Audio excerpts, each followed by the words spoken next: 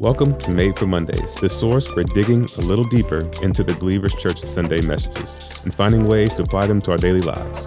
Together, let's take a deeper look and find a way to bring Mondays back to life. Well, hey, everybody. Welcome to the Made for Mondays podcast. And we've got a studio full of people. So go ahead and introduce yourselves. Hey, Jamie. I'm Heather. Hi there, Heather. I'm Megan. Megan. Can't believe you're on the podcast. I know. My very first one that I volunteered for. Wow. I know. I'm so excited. So excited. All right. I'm Spencer. Spencer, thanks for dressing up. I'm on the podcast. Yeah. Thanks for dressing up for the pod today. Yeah, I had to wear my off-season Vikes gear. Yeah, Very love nice. Yeah. So you were drafted kind of last moment. Yeah, like a few moments ago. Which is crazy because your mom and I were talking about having you on later or earlier in the week, last week, and I thought for sure that you were already in. Well, I would have loved that amount of heads up. Well, I don't know if you would have, because sometimes I feel like if you have too much time to like ponder things, you get a little in your head about it. But I was maybe. thinking the hour ago when you texted me about it, I was thinking about if you would have done that to Joe. How Joe would be in like a nightmare spiral. Oh, yeah, he definitely would have been a nightmare spiral because he wouldn't have been able to plan his outfit. Right. Which, I mean, you come prepared every day. doesn't. Right. Oh, well. Yeah. And Megan volunteered herself this morning. She did. Which is great. Very out of character for me. Very out of character. Yes. And Megan also has a birthday this week. Oh, wow. Yes. Happy birthday. I write birthday cards for staff. But I write them so far in advance, I lose track of when they actually are. Friday. Yeah. Yes. So Big day. I don't know if you've gotten your card yet, but happy birthday. I get the email where it shows you what mail you're going to get for the day, and I zoomed in. I was like, I think that's my card for Pastor Jamey coming today. There you go. Yeah.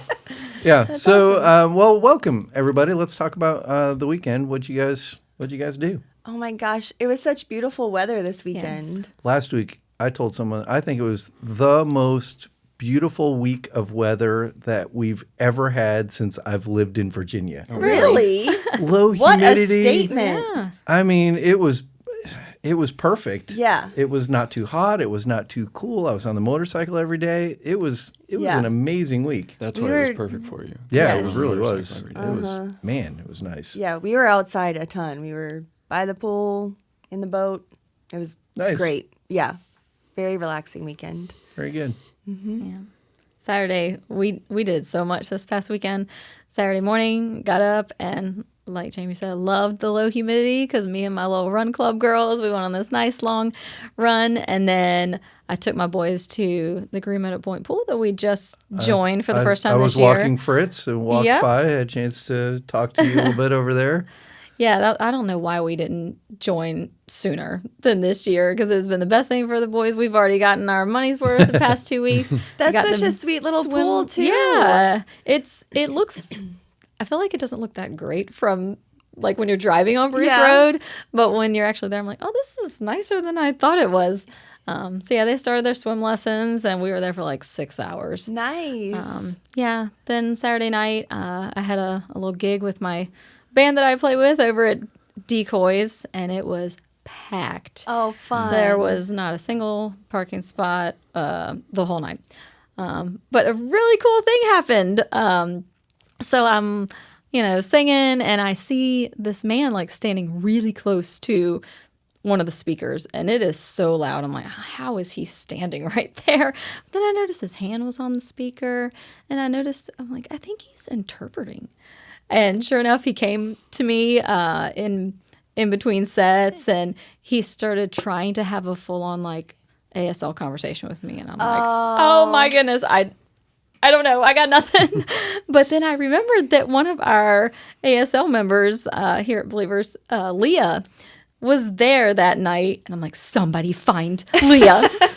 So Jeremy goes over and he's like looking for Leah and brings her over, and she was very nervous. She's like, I am not an interpreter. I'm like, you know more than I do. Right. So she had this whole like conversation as best she could with this man, and he hung out with like our group of friends, and by the end of the night he was invited to Believers. Nice. I don't know if he came, but it was a really cool moment. Wonderful. Nice. Very cool. Yeah. That's awesome. How many bands are you in? I mean, there's just the Island Boy band that I just kind of joined in with, and then I play with this other girl every now and then. But yeah. It's fun. I love my 80s music. I feel like I was born a decade too late because that is like my jam. Yeah. So we play a lot of that kind of music. So it's my fun little outlet. That's because of your parents' influence, right? I'm sure it is. Yeah, it's got to be. Yeah, we had Fleetwood Mac playing nonstop when I was younger. So I like a decade earlier than my music too because of my sister. She's 10 years older than me. So I'm like early 70s. I was 2. But it's my favorite. Right. So, yeah. All right, Spence, what'd you do this weekend? Oh, beach all day Saturday and pool all day Sunday. Wow. Yeah. With church in the middle. Yeah. And that was about it. That's a pretty good weekend. But I was going to say, too, I'm probably the same decade behind. I mostly listen to 90s music. All right. Yeah. One behind, and that's what my parents listen to. It's a thing. Yeah. I think it's because it plays into your memories and all that kind of stuff. It's got to be what it is. Except You're Coming Home from the Beach album is. Oh, yeah. The live 1969 Simon and Garfunkel album. Oh, man, that is a really good album. We had it on CD when album. I was a kid, and it was the only CD that was ever on the way home from the beach for some reason. So when I did my motorcycle trip, the Airbnb we stayed in had a record player, and they had a bunch of 60s, 70s records, and Simon and Garfunkel's Bridge Over Troubled Water album was there. And I used to play that album all the time when I was a kid. Yeah. Know every word of every song. Yeah. It was so much fun. Yeah, that's a great tune. It's like the core memory driving home from the beach, half asleep in the car. Yeah. Yeah, well, we got to hang out with the Queen all day on Friday, Esther. So we took her to Bergie's and got ice cream and did all the things. Fun. You love taking your boy. Yeah, I love Bergie's. Yeah, it's so much fun. Yeah, so she had a great time and then came back to our house and took a nap. And yeah, it was just a really, really fun day. And then a bunch of yard work and other various But low humidity, things. so it doesn't make yard work It really terrible. was not awful. Right. It really wasn't. And I hate yard work, so that's really saying something. So we're in a reading plan that we talk about frequently called A Year with Jesus, where we're just reading through the Gospels 2 times each week. Reading through, right now, it's 2 chapters per week. So I think last week was Matthew 20 and 21. Yep. This week is 22 and 3. So I don't know if anyone has any thoughts on anything that you've read, but the floor is open. Yeah. 23 is, I love it because Jesus is really just I have not read it yet. After the Pharisees. Okay. It's the you brood of vipers. Yeah, you hypocrites. And then he just like lays them out for all of the things, but it's like every couple of verses is like a new thing. Mm-hmm. And I love to think like, he's just getting them for all of these horrible things that they do. They're the hypocrites that they are. But then you read it again and you're like, that is me, Yeah. And that's just what struck me this morning as Nate and I were going through it. Like, Nate, we read together, so I usually say, like, do you want to read this chapter or this chapter? And I read 22 this morning, so that meant Nate was reading 23. So when he was starting out, as he's going through the chapter, I was like, yeah, Jesus is really just letting him have it. And as he kind of kept reading, I was like, my heart just started feeling like, what would Jesus be, like, calling me out on? Where am I? Like some of the things, like how they were, they're like how they wear their prayer boxes and the tassels that they would put on. Obviously, that we're not walking around with prayer boxes and tassels and stuff, but yeah, just like how do I prop myself up, or what are the things that I'm like outwardly? How am I presenting myself outwardly when I haven't dealt with like sin in my life? Just started to be kind of convicting and that's kind of what stood out to me today. Yeah, I think there's a great risk. Must be the chair. Yeah, I think it is the chair. Because that often happens to you. You get a little froggy throat. And it never happens to me when I'm sitting in that chair. Right. So yeah, it's got to be we got to get rid of this chair, Jeremy. So yeah, but I think there's a danger in reading scripture as you're the one so aligned with Jesus. Yes. And it's easy to do. It's easy to read and put yourself in the you're standing next to Jesus calling everyone out. But yeah, a much better filter is to read scripture and put yourself through the grid of that. Last week there was the parable of the vineyard workers that they were leasing the vineyard, and they did hear the story of Jesus the way Jesus intended it. They realized that Jesus was telling the story against them. And then the ironic part was the story was Jesus is telling the story about someone who owns a vineyard, and he sends workers out to collect his portion of the harvest, and they kill the messenger. And then they send a few messengers, and they kill the messengers. Then he sends his son, and they kill the son. And Jesus is telling the story. He's the son that's coming. He's the one that's going to get killed. They are the vineyard workers who are disregarding God the Father. And they realize that the story is about them, and then they set out to figure out how to arrest Jesus, which is so funny because it's the fulfillment of the story that he's telling, and they don't even see the irony of it. Yeah. Yeah, pretty remarkable. So yesterday's message was about raising adult kids, and here we have 2 adult kids with us. I know. And one of them is mine. And one of them's yours. We now know why I'm here. Yeah. Yeah. If anybody was still questioning that. Yeah. I'm super excited to have Spencer here because he said he was whispering in his wife's Kendra's ear all during the message yesterday. So now we get to hear unfiltered Spencer. Yeah. Get all the insights. I'm very excited about that. Yeah, Spencer is a very outspoken person. Oh, yeah. Yeah. Yep. Not quite. That's the other side. That's the other side. Trey is kind of outspoken. Yeah. Also, I love that Spencer's on because Nate has wanted to be on the podcast. Why has for Nate wanted to be on? years to set the record straight of all the things that we say. Yeah, not for any productive reason. Just come on here and clear his name. And Right. Yeah. And Megan, it's great that she's on because Megan, I mentioned it in the message, but Growing Kids God's Way, her parents, they led the class that Nate and I first took. They were the leaders of the first class that we went through. They led that class for so many For years. so many I feel like years. it's such a part of my life. Yeah. Like, oh, they're having growing kids again. Right. Yeah. You So, must have dreaded that. So We'll talk about that. She was like, yeah, this is totally what I talked about yesterday is exactly what Megan grew up in. So, Yeah. Yeah. So it's way better that you taught it than me because I always just say parenting adult kids, it's the worst. And then that would have been the end of the message. So I'm glad you taught it because there was way more content than if I had taught it. So when you started talking yesterday in your message, you started with basically the parenting funnel. Yeah. And talking about how to raise little kids, which is not the topic of the day. I know. But you can't, you had to set the stage for how do you get to raise or parent adult kids. You can't really talk about that without talking about how do you parent little kids. Yeah. So, I don't know if you want to just dive right into the funnel or if you want to talk about why you started the way that you did. Yeah.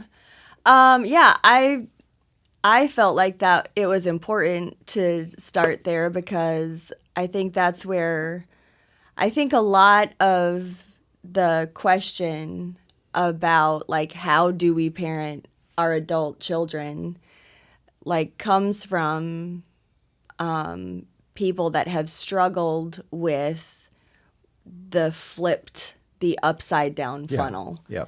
And so to be able to even address that, I felt like I had to address what the funnel should look like. Yeah.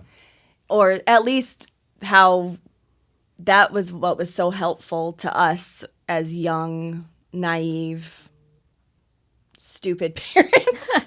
Yeah, really. kids. I mean, that's just what I felt like we were. And so that tool to us, like I said, when Spencer was 18 months old and we like got into that class, it was like, oh, this is like a totally... Was that before or after he fell out of the crib? It was after. It was after. Yeah, it was a totally new way of like looking at our approach to how we were parenting. And so, yeah, that was... So I felt like if I could help people see that, no matter where they find themselves right now, whether they're... Because that's another thing throughout this series that I think has been a little bit challenging, is trying... Because we're talking to a room full of people that may not be in that particular season of the family issue that we're addressing. Yeah. So we're trying to like also make this particular message relevant to... Other people. Besides those with adult kids. Yep. So yeah, just trying to help it bridge that gap Yeah, was that's important. really good. Well, let's jump into the funnel, and you can talk through the different stages. And Megan, Spencer, feel free to pipe in as we go through this. Yeah.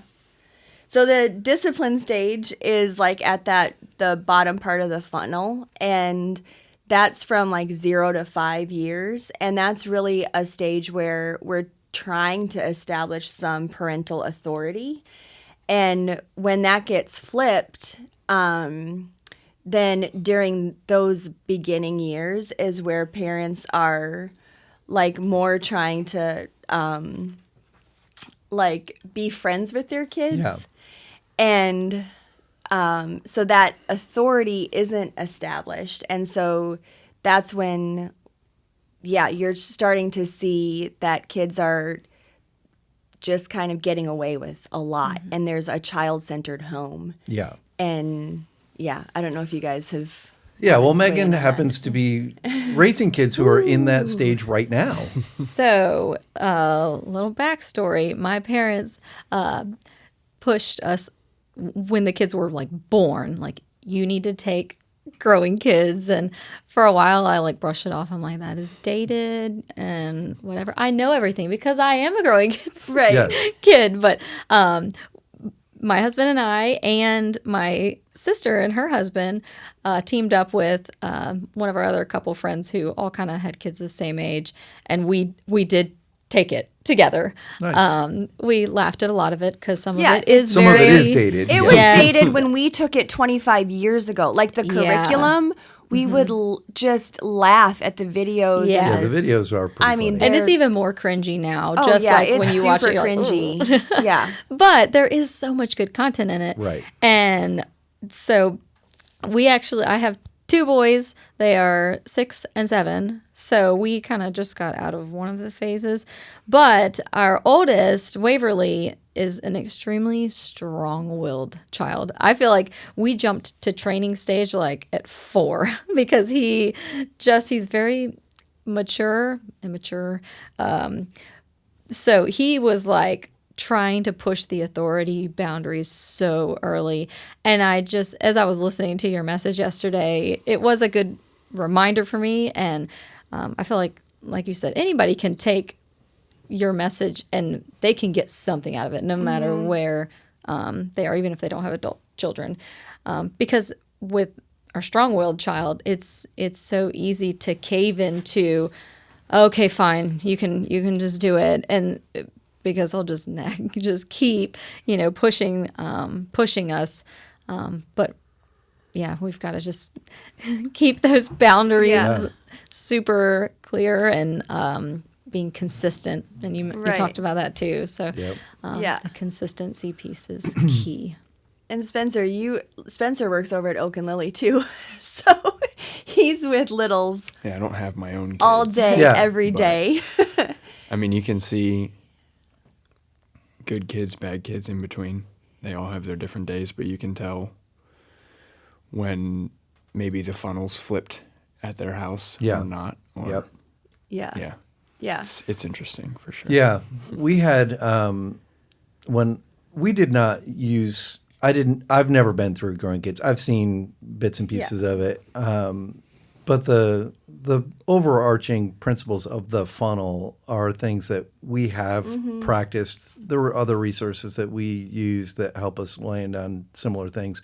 But we rented a house from a lady at Believers, our first go here from 94 to 98. And our kids were pretty little at the time. Derek was 2 when we moved in there, and Sarah wasn't born yet. So, but she came to our house one time and was talking to us, and she said something that really just kind of stuck with us. And it kind of sets this tone, like, if you don't set the tone of who is in charge in your home, and your home becomes a child-centered home, that may make things in your home fun and okay, but the moment you take your kids outside of that environment of your home, it becomes a problem. And she said to us, you're always going to love your child no matter what, but raise your kids so other people will love your child. And I just thought that was such a good piece of advice. Like, I wanted my kids to respect other people in authority around them, and they're not going to do that if they don't even respect the authority of what's in your home. So just establishing that tone is such a big deal, and it's so easy to do the friend thing. But it's a short-sighted big loss if you do.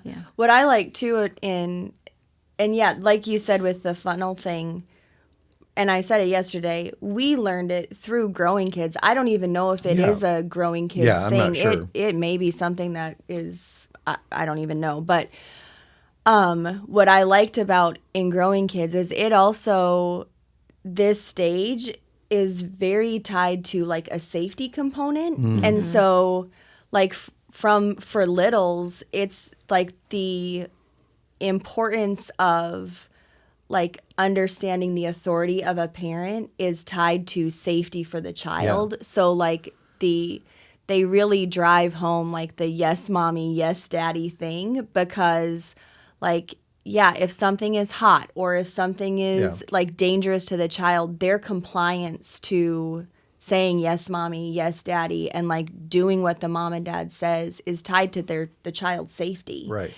And so that for us, I think, was also like, it's not just like this domineering like effect. It's like there's safety in obedience. Yes, for sure. And that's something that I think we take into like adulthood. We take into our faith. Like the obedience that God wants from us is for our safety. Yeah. Like I think that's just something that we miss so much when we talk about obedience.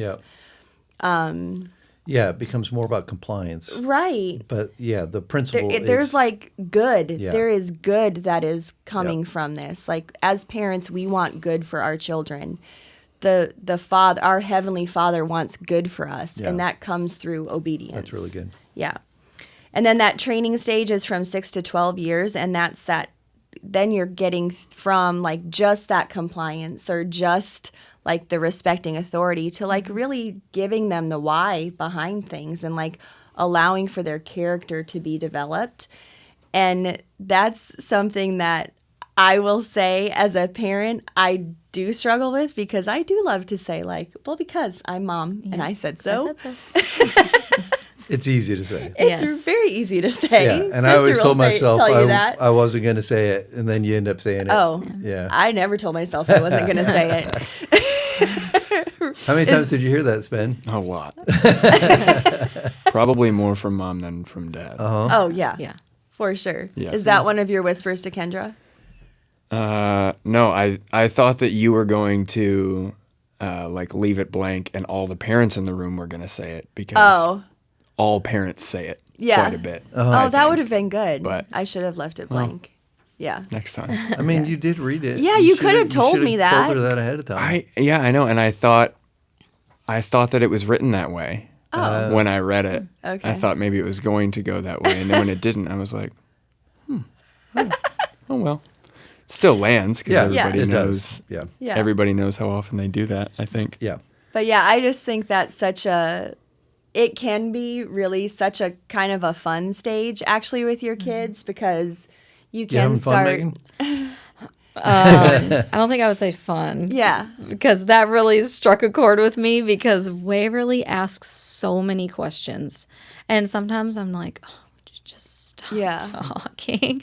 But that's how he's going to learn, you know? Right. And it's like he is in this training stage. And so just saying because I said so it's not good enough for him. He will, but why? Yeah. Why?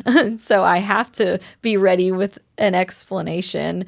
But sometimes I want to take the easy route out. Right. And be like, because. Because Yeah, I think sometimes you still can. yeah, you still Sometimes, yeah. yeah. Yeah, but when it's like a character Right. development thing. There you go. That's There you go.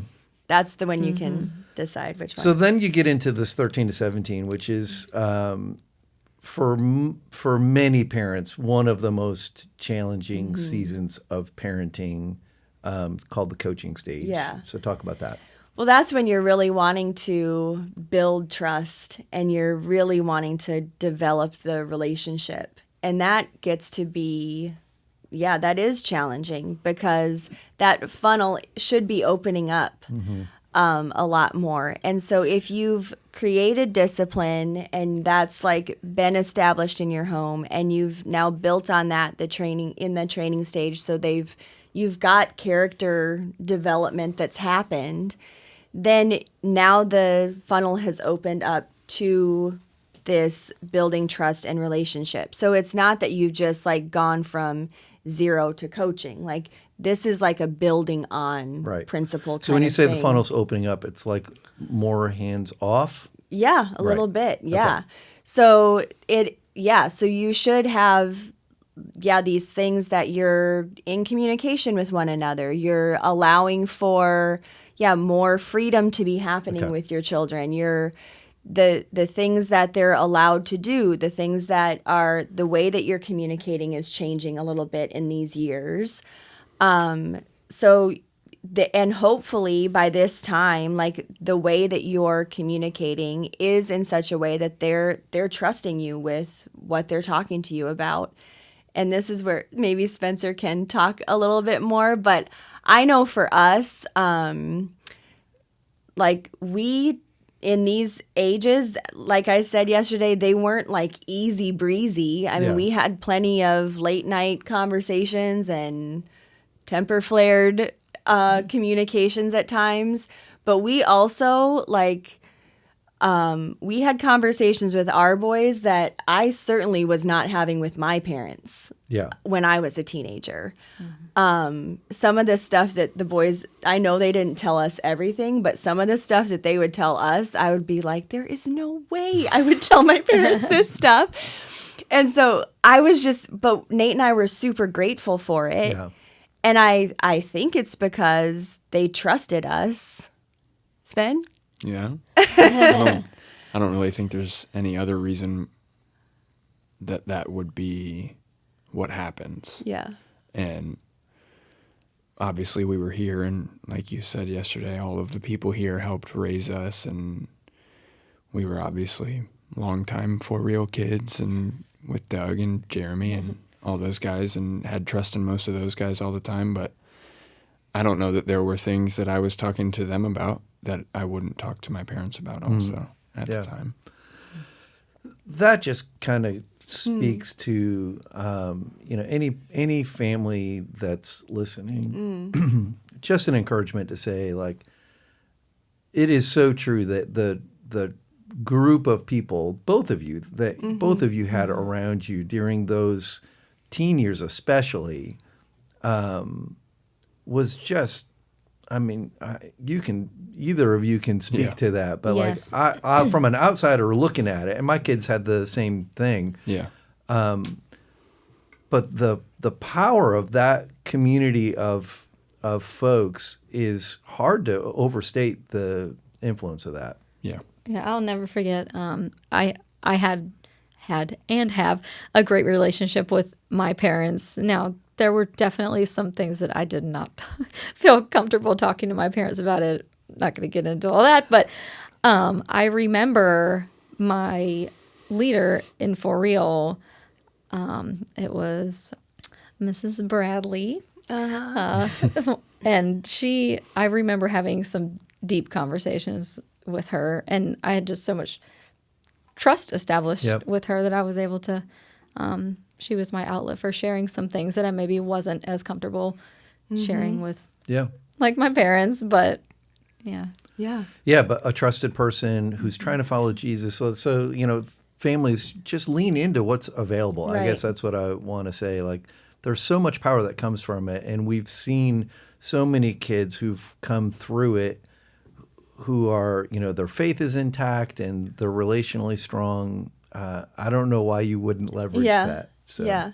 And I didn't get into a lot of that yesterday during the message, but as a parent too, having our church family around us, like during those seasons, during all of these stages, what is like, we did not, I mentioned it briefly, but we did not raise our boys alone, like not one phase of it. Yeah.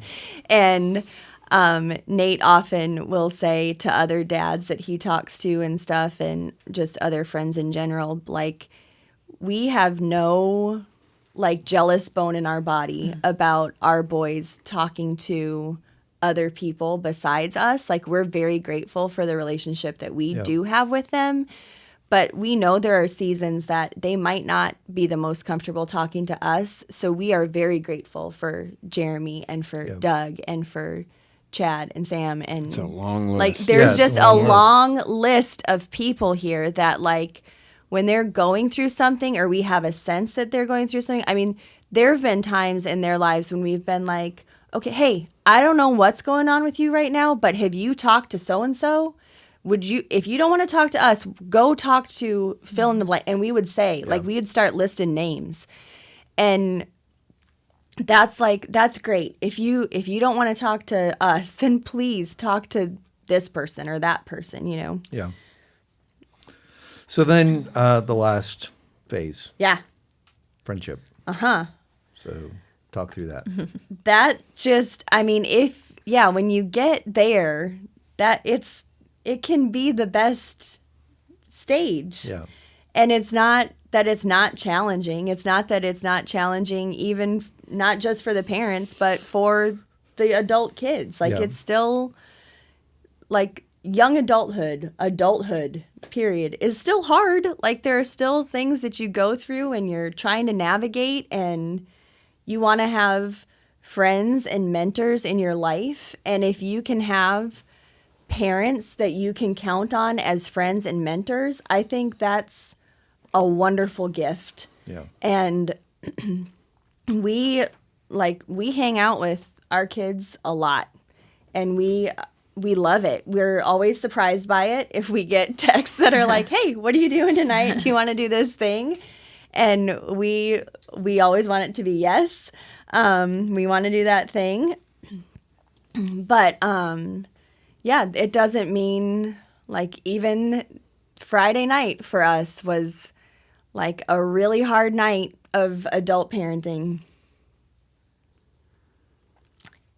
But it's still because we're at the friend stage. Yeah. And we can, like, work through those hard things, not from a parenting, like, telling our kids what to do, disciplinary training, coaching stage, but just because, like, we're at this friend stage, and it's where we're at. Yeah. So you said something yesterday, when you get to the friend stage, you talked about not coaching unless basically you're asked. Yes. Right. So talk through the tension of that, because there's got to be some tension in that. Yeah. I don't know, Sven. I don't have as much tension with that as maybe Dad might a little bit. Are we going to slander him? No, I'm not going to slander him. His tendency would be to do that a little bit more, but not. He catches himself more now. He prefaces with dad mode, whatever he's going to say. But in all seriousness, I will say when Kendra and I were getting together and I was 18 to 20-ish, both of you had to check each other on being like, did Spencer or did Kendra or did Trey or did whoever, did they ask you for that advice? Yeah. Or are you just giving it out? Because that's your habit from 13 to 17. Sure. It's green light, fair game, throw all the advice you can. Well, then when you're in my perspective and you are the adult and the advice is just being thrown at you without you asking for it, you do feel like you're still backwards and a little bit younger in that stage. But I don't think that either of you did horribly at it by any stretch of the means. And at this point, we have to ask way more often than if we do want advice on something or opinions even. Yeah. Yeah. I've caught myself with both of my parents. They'll, share, give advice, whatever. But if I know it's going to be a tough conversation or a sensitive subject or whatever, I will preface it like right at the beginning of the conversation. I just need you to be my friend right now, and I just need you to listen. I don't want your opinion. I don't want your advice. I don't even want you to I just want to talk. I just want to vent this out. Yeah. And they're good about being like, okay. So it's like I have to set the boundary of that's really That's good. very helpful. where I'm at right now. Yeah, that's really Yeah. good. So I will tell on myself and just say, I've had with both of my kids who are both adults, one's 30, one's 28, I think, 27 or 8. I don't even know how old I am, let alone my Right. kids. So, but with both of them, I wouldn't say that I dole out advice. I'm pretty good about not doing that, but I just ask questions. So, I ask questions that help them process what I'm seeing from an outsider. So here's something to think about, and I'll just put it out there. And I'm not telling them what to do. I'm not even really making a judgment call on what they're doing. I'm just asking questions.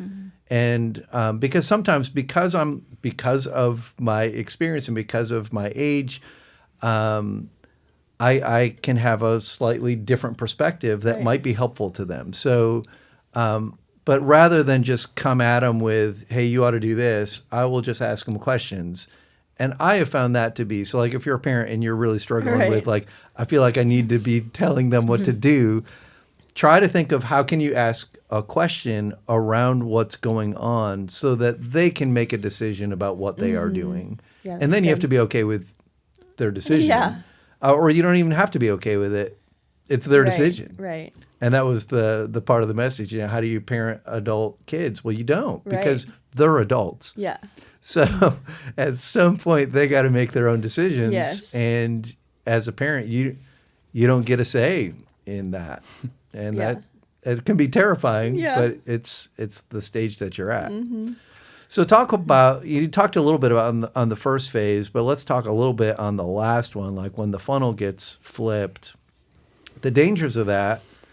And just talk about that, particularly the 13 to 17 and then the 18 plus when the funnel kind of gets flipped. What happens? How do you see that play out? And it happens, a lot. Yeah, if the funnel is flipped, though, particularly in those stages, there's just usually that's when just brokenness happens. There's so much tension in those teen years and going into when kids are leaving for college and leaving home, that there's oftentimes just relationships are broken or even severed completely. And so if the tensions in the home, the tensions when they're going off to school, there's conflict, you're feeling like every communication that you're having, whether it's in text or in person, is just ending in fight, and parents are conceding to things that they would not concede to, but then they're getting frustrated because they've conceded to something, and then they're trying to pull in the reins. And for kids, for teenagers and stuff, they're feeling like they had all of these freedoms and they now, like, all of a sudden, even if they're not, like, doing things wrong, now their parents don't trust them. And so then there almost gets to be this thing like, well, my parents don't trust me anyway, so I might as well do this thing. Like, so it just gets to be just it's upside down. Yeah. Like, everything gets flipped upside down. Yeah, so that's where you're trying to tighten the funnel, and rebellion is kind of the like, if I'm characterization viewed of- as failing at this thing, I Yeah. might as well fail anyway. Yeah. And most of that is just like, if you're a student and you're listening, just know that most of that is driven by fear. Right. Yes, absolutely. So parents are just afraid. They're afraid that their kids are going to make a decision that's going to have long-term consequence, that's Yes. going to be negative, and that fear drives the desire to clamp. And I think, like, I had several conversations after services yesterday where parents were either in those stages or they've long since had their adult children, and they were like, I've either got the funnel flipped or I did this totally wrong. Yeah. And they're heartbroken about Yeah. it, and they do feel like, yeah, they're just Yeah. So let's talk about that just a little bit before we get into the rest of the message. 'Cause you did offer hope. I tried. Yeah. So for the parent those conversations that you had, and for every conversation that you had, there were 10 that could have had that conversation Yeah. with you. So what is the hope that you offer?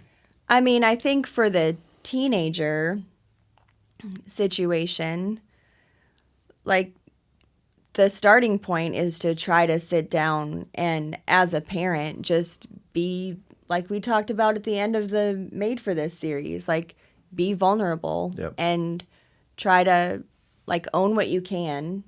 And that's really hard as a parent. It's very challenging to say, like, I was trying to do this thing and I haven't done it maybe the way that I should have done it, and we've got a short amount of time left. Can we try to get on the same page here and do this together? Like, let's come up with a plan that's going to work for both of us together, because you're both feeling the conflict is the thing that I would say. Like, your teenagers are smart individuals. Like, they know what's going on. They're feeling the same tensions that you're feeling. And so, like, acknowledge their feelings, acknowledge that they're not enjoying this situation just as much as you're not enjoying the situation. So, like, take the time to apologize, take the time to hear where they're at, and, like, try to come up with a game plan together and, like, establish some household rules and like a household code of conduct, and that is, like, mutually agreed upon, that has consequences and can be honored together. I think that's a really good place to start. Yeah. Anyone want to? I was going to say, before that point and in between the two, my wife, Kendra, pretty much was raised in an upside down funnel, the wrong way. And that's not to say that parents that do it the right way get it perfect, and that's not to say that Sure. she didn't have plenty of good times as well, but she and I got together, we became friends in high school, and I could see the upside down version of that from 17 to 18 going off to college, and have heard so much of her story that I know all of those stages were more difficult and upside down and backwards. So it's a very interesting perspective to have how I was raised and how my brother and I were raised, and then Kendra's perspective, and even Megan's is similar to Kendra's in that way. So Our Megan, Yeah. not this Megan. yeah, sorry. We get confused. Too many Megans in this. Too many Megans in this building. Too many Megans on staff. Megan Anderson and Kendra have similar stories in some ways. And it's interesting to now be adults and the four of us be able to compare and contrast and talk about how different it was. But you were giving the hope for the parent, but the hope for the child also is, I think, Kendra's perspective. And it's because she was here. And that goes back to something I was going to mention earlier too, is like the community of being here and growing up here and all that stuff. And they were a military family and happened to land here and made it in. Her and her brother made it into the youth group, like just barely. Like she had 1 year. She was a senior in high school. And that was the year that she and I met. So I think it would be amiss to say that even though she did make it through the upside down funnel, it all sort of worked out. And I think it's because she was landed here and built community and had that same, I mean, she's got the same long list that all of us do of people that have been there for her through all that stuff. So, so you shared some of the things that you and Nate did that helped you get to that friend phase with your kids. That was helpful. So let's just briefly look at those. So the first one was establish goals and timelines. So talk through that just a bit. Well, we told the boys very early on that they were getting kicked out. do you want to hear what my comment was? Yep. I leaned over to Kendra and said, maybe that's why I hate goals and timelines. I'm not, as an adult, I am not a goal-oriented person at all. Perfect. Yeah. Thank you for sharing. Yeah, that worked out well. Yeah. He's not in my house. Yeah, but I don't- he's I not don't in your care. house. Yeah, so that did work out. Yeah, he worked hates out goals perfectly. He hates goals, and you don't have. and him I in the don't have to house. deal with it. Yeah. You're welcome, Kendra. I was going to say, and now my wife is only goals and timelines oriented. Yeah, So, so you're still navigating that. Perfect. Yep. Yeah. No, this was, I think, something like I was trying to communicate, because I think some people think the way that, and I'm sure some people do this with this mindset, but it wasn't our intention.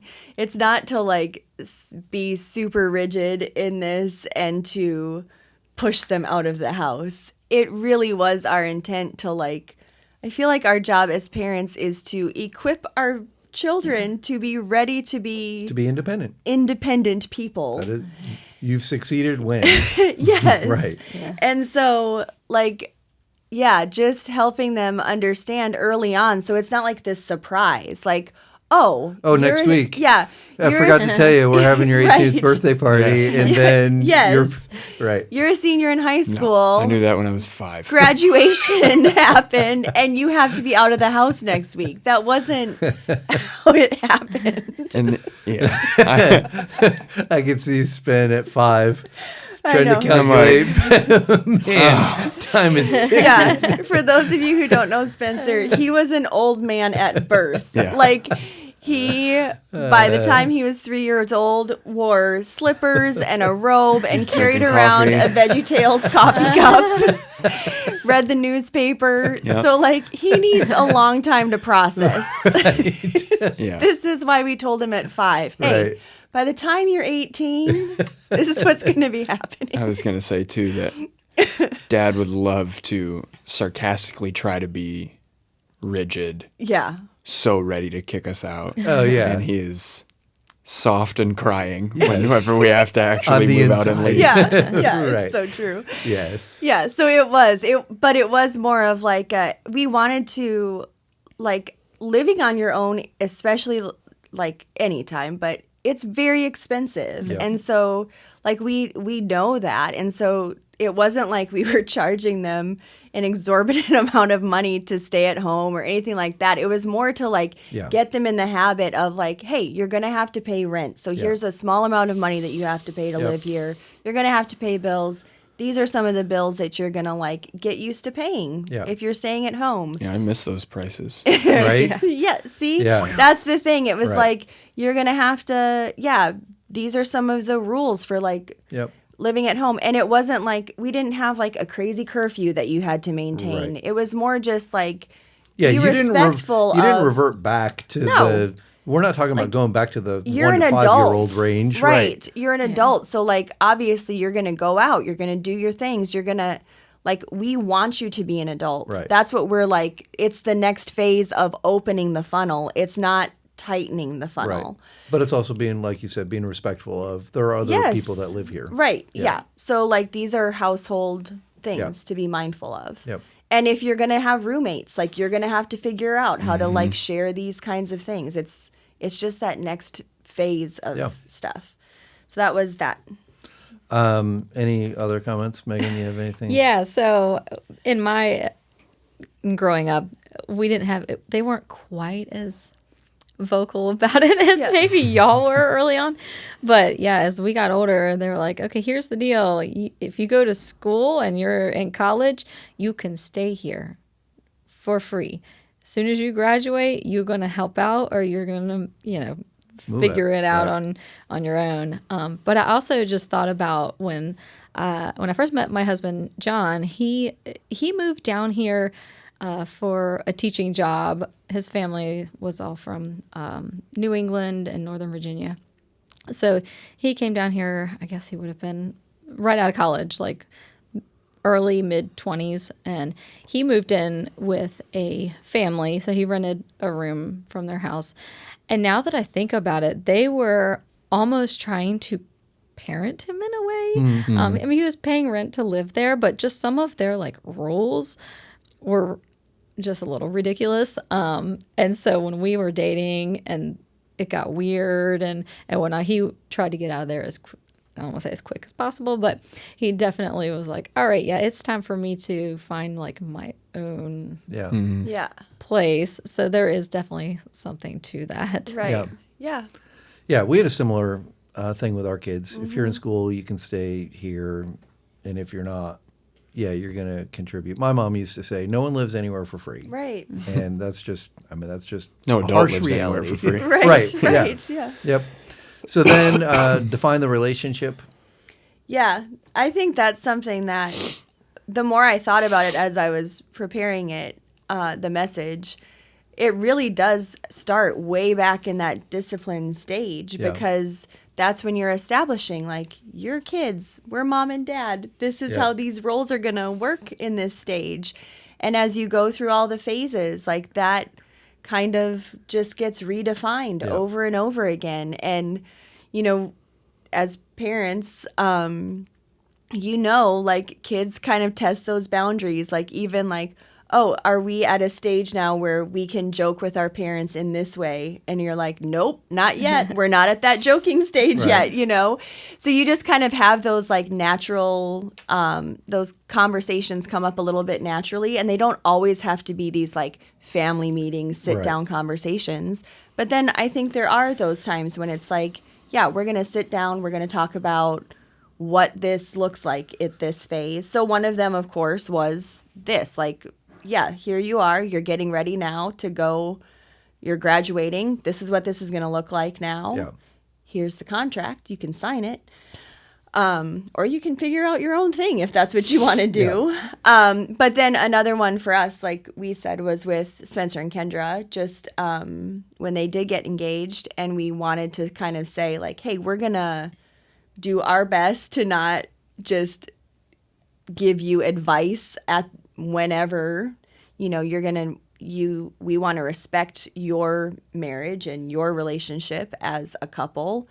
And so when you want our input, we want you to just be able to ask us for it and not. That's good. So yeah, just having those kinds of conversations. And we've done that with Trey. We've done it with Megs. Like, this is what our relationship is. Yeah. And Really good. I would just offer up, if you're doing the family meeting thing, like don't wait till crisis to do the family meeting, because my mom, she would always take us to McDonald's for our family meetings, and it was always to give us just the worst news possible.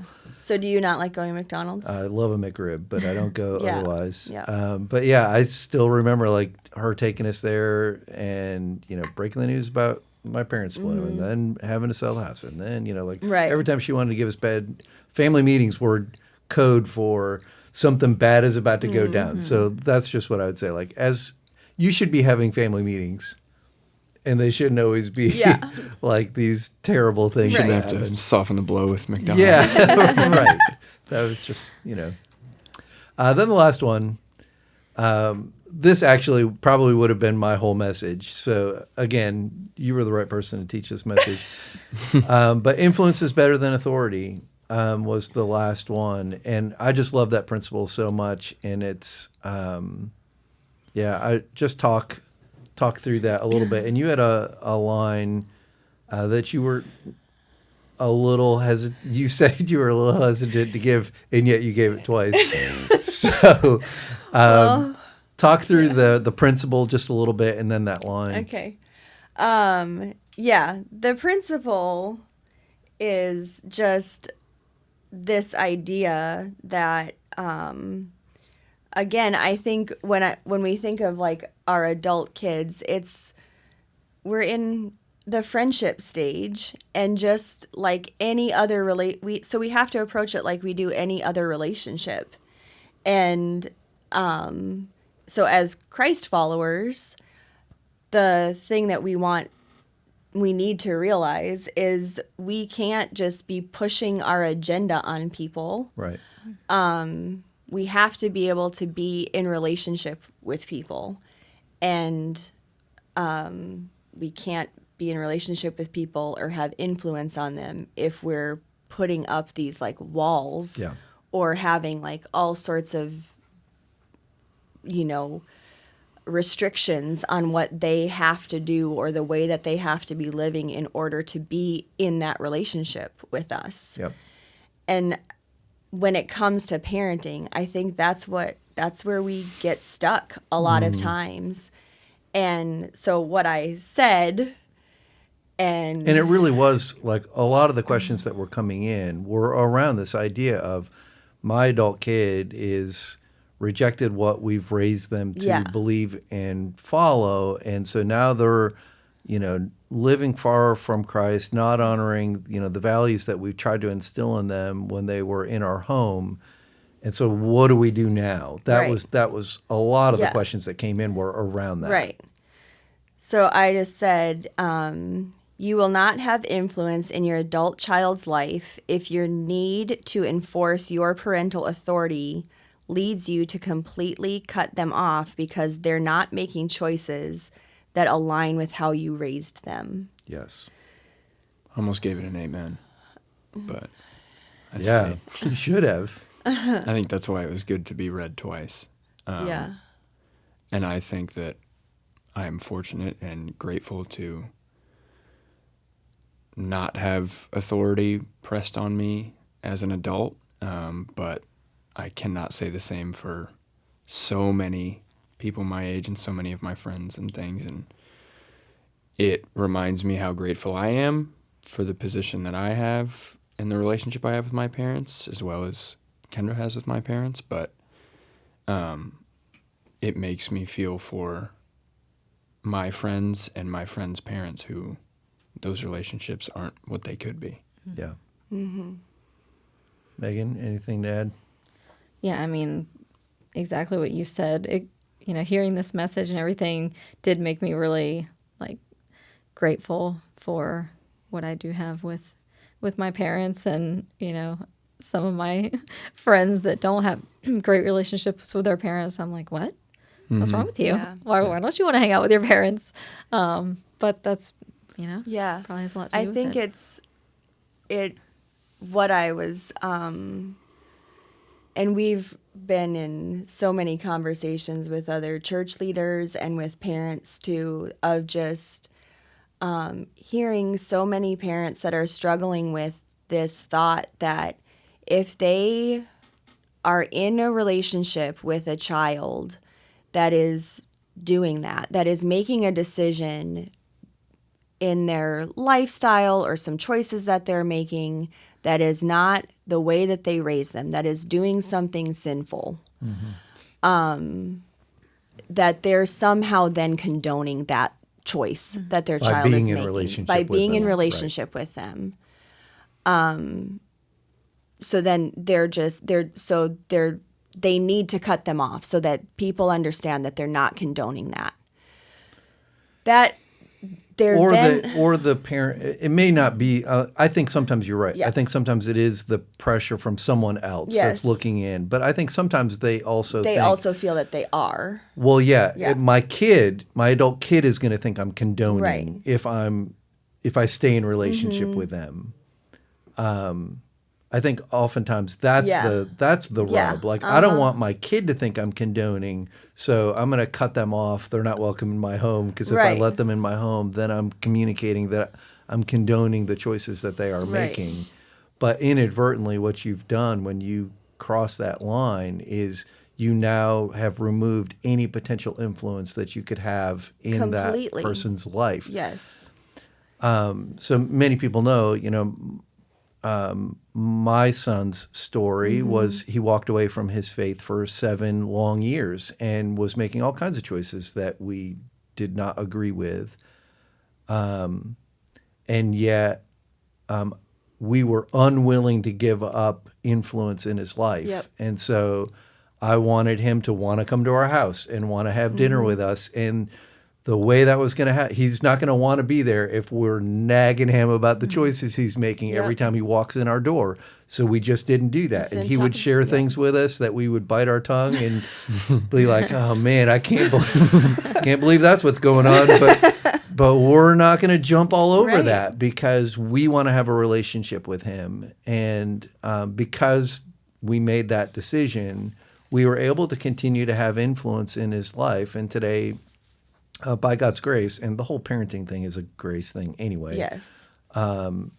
He's walking with Jesus today. I'm not sure that would have been the outcome if we had Right. tried to exert authority when he was in those years. Yeah. Yeah. And that's what I loved about the 2 Kings passage. Yeah. Talk And through that just a little bit. so that's the story of Naaman. And I was doing this devotional Bible study thing through that for several weeks, just walking through that passage. And it struck me as I was putting this message together how relevant that text was to this concept. And so Naaman is this military commander who works for King Aram, and he's a king that serves or that worships other gods. And but Naaman was healed by Elisha, who's a prophet of the God we serve, the one true God. And so he becomes a believer through his healing, and he denounces all other religions, and he tells Elisha, like, I am following your God. And but he comes back to Elijah and he was like, hey, I just need to let you know, like, I'm still like this guy's commander, and he's gonna take me into this house of worship, and he's gonna lean on my arm, and we're gonna bow before this other God. And I don't believe it. I believe in this thing, and I just don't know what I'm supposed to do about that. And Elisha tells him, like, he says, go in peace. And I just think that's such a profound piece of scripture, because for one, it's something that we don't often like pay attention to, I think, in Old Testament scriptures. Passages, but it's like the grace of God in that moment to say, like, that he sees Naaman's heart, and he knows that Naaman has turned his heart toward himself, and he's serving and wants to serve the one true God, and he's denounced these other gods. That's not where he's placed his faith, and he's still, like, in his role as this commander. He wants to fulfill his role, be honorable to that, be honorable to the king. And so Elijah says, do that. Be honorable to the king, serve the king. And God knows your heart, so go in peace. Yeah. And I just thought, like, that's the same thing that God wants for parents who are, like, they love their kids. Yeah. These Christian parents they love their kids and they love the Lord. And so God knows your heart in that. And I think that's true for like just going back to that polarizing series and like this wrestling match that we do with our friends and in our community, and how we love our community as a church, and how do we engage with people in general that might not have the same set of values that we would say that we have. Like, well, the Lord knows our heart as followers of Jesus. And so if we're continuing to pursue Jesus and follow after him and be in his word and allow the Holy Spirit to transform who we are, then he's going to do the miracle work that we talked about that we sang about on Sunday. Anything is possible. And so anything is possible with me. Anything is possible with anyone else that God chooses to transform. And so let him do the transforming. Yeah. And we can like love them and serve them through the power of the Holy Spirit. And we can just do that. We can go in peace and do that. Yeah, that series, the polarizing series, every time it comes up, I get a little PTSD. But you know what we talked about in that series is still valid and true. The posture that we assume as followers of Jesus with those who are not following Jesus is so critically important, and it's the same principle that we're talking about in the parenting thing. Like, your child may be doing all kinds of crazy that you disagree with and may be morally wrong, but if you want to have any influence, you have to have a relationship, period. Like, it seems so obvious. Yeah. But that is also true in our philosophy of outreach as a church. Mm-hmm. If we're going to engage a community that is far from God, our posture can't be to cut off everyone who doesn't agree or align with us, or we will never reach anyone. Right. It seems so obvious. And yet. You mentioned yesterday, and I hadn't heard you say it yet today, but it stuck with me, the concept of relational collateral. Mm-hmm. Because if you don't have that with your kids, like you were saying, if the moment they walk in or the moment you have a conversation with them, you're tearing them down, or you don't have that relationship, it will not work. And it's the same concept, I think, obviously different circumstance, but between Elisha and Naaman. Mm-hmm. They had relational collateral because Elisha helped Naaman find Jesus and do that right thing. That's what made him be able to allow Naaman, so to speak, to do whatever he had to do for his job. Yeah. But if that relational collateral wasn't there, that scenario wouldn't have played out the way that it did, I don't think. Yeah. Yeah, just so good. I don't know if you have, outside of the Growing Kids God's Way, do you have any resource that you can recommend? I mean, that's one. But is there anything else that you would recommend? Well, I said it at Just the end further? at the end of the message, but like Our Next Gen has so many great resources. Yeah. You mentioned them at the beginning of the series. Yep. And they make those available every single week. Like, they can pick those up for free. And that's probably the best. They are the best. They really are good. And just our Next Gen team, like that team from volunteers to staff, like all of them are here to really come alongside families. Yes. And like we've said throughout this podcast, like, having a team of people around you, being in community with people is what works. Like, we can't do this together or alone. We have to do it together. Parents and students and kids. Like, it's a team effort. For sure it is. Well, thanks, everybody, for being here today. That's all we got time for right now. The series, though, continues. So Family Issues will be we'll be talking about parents who are aging and the tension of that. And so, I'm going to be talking all about how you need to take care of your parents. Yep. So I'll be laying all that out. Yeah, I know. I'll get there. Yeah. So we'll be talking about that. There's a lot of folks in our church that are going through that, but it's, as we did with the parenting, it's going to cover a lot more than just that. So If you're in that phase or you know someone who's in that phase, it would be a great week to come out. But even if you're not in that phase, there's going to be something there for you. So those service times are 9, 10, 45. You can watch on YouTube at 1. And I think that's going to wrap us up. So thanks for joining us, and go and be love.